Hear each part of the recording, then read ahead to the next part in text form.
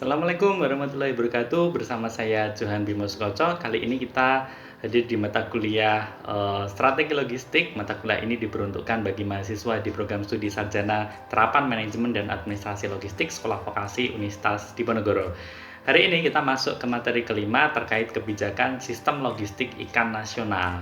Ini merupakan sebuah kebijakan pemerintah yang sangat strategis di bidang logistik, utamanya logistik ikan, mengingat negara Indonesia merupakan negara kepulauan, negara maritim dengan berbagai sumber daya alam yang melimpah di sektor perikanan.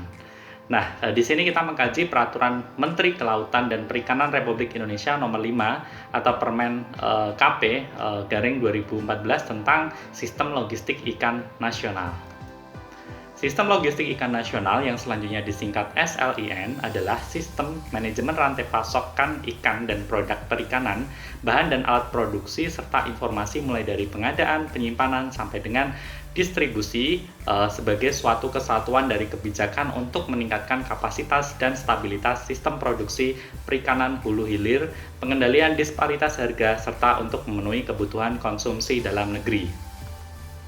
SLIN sendiri bertujuan untuk meningkatkan kapasitas dan stabilitas sistem produksi dan pemasaran perikanan nasional, memperkuat dan memperluas konektivitas antara sentra produksi hulu, produksi hilir, dan pemasaran secara efisien, serta meningkatkan efisiensi manajemen rantai pasokan ikan, bahan dan alat produksi, serta informasi dari hulu sampai ke hilir.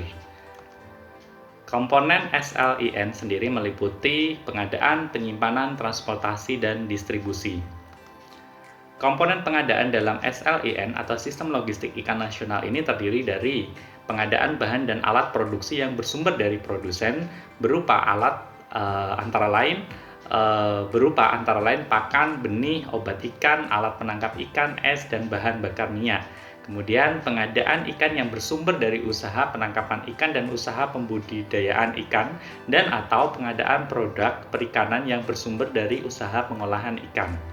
Kemudian komponen penyimpanan dalam standar logistik ikan nasional meliputi penyimpanan ikan dan produk perikanan berupa antara lain gudang, beku, atau cold storage, gudang penyimpan dan mesin pembeku. Kemudian penyimpanan ikan hidup berupa antara lain kolam ikan atau tambak, dan atau penyimpanan bahan dan alat produksi berupa antara lain gudang penyimpanan.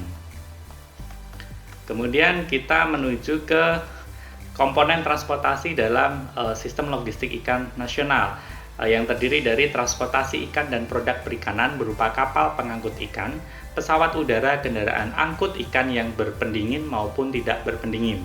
Kemudian transportasi ikan hidup berupa kapal pengangkut ikan, pesawat udara, kendaraan angkut ikan hidup, dan atau transportasi bahan dan alat produksi berupa kendaraan angkut.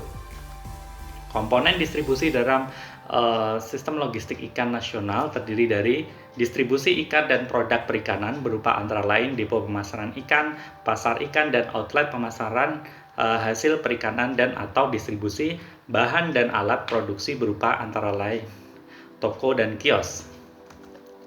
Kemudian sistem logistik ikan nasional dilakukan dengan pendekatan sebagai berikut, yaitu komoditas unggulan, wilayah atau kawasan, dan konektivitas. Ada pula strategi sistem logistik ikan nasional meliputi pengelolaan produksi dan pemasaran di bidang perikanan, penyediaan dan pengembangan sarana dan prasarana di bidang perikanan, pengembangan ilmu pengetahuan dan teknologi, dan peningkatan kapasitas sumber daya manusia di bidang perikanan, kemudian pemanfaatan dan pengembangan teknologi informasi dan komunikasi di bidang perikanan, kemudian pengembangan jasa logistik di bidang perikanan, dan pengembangan kelembagaan di bidang perikanan. Nah, demikian yang dapat kita pelajari hari ini. Terakhir saya mengutip quote dari Khairul Fatah, ikan memang hidup untuk dimakan, tapi menangkapnya tidak dengan ketamakan. Saya Johan Bimo Sukoco, bertemu kembali di materi-materi selanjutnya. Salam sehat, Assalamualaikum warahmatullahi wabarakatuh.